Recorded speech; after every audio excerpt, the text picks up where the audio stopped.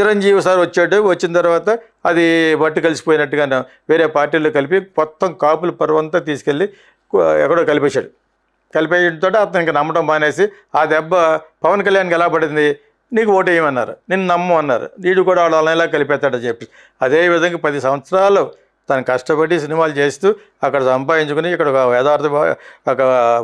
ఓదార్పు యాత్రలాగా అతను ఒక వరాహి యాత్ర ఒకటి మొదలుపెట్టి అది ఇన్ని కష్టాలు పడుతూ 10 సంవత్సరాలు పడింది అతనికి వాళ్ళ అన్నయ్య తెచ్చిన బ్యాడ్ నేమ్ పోవడానికి. అప్పుడు నమ్మి మొత్తం అన్ని సీట్లు గెలిచారు.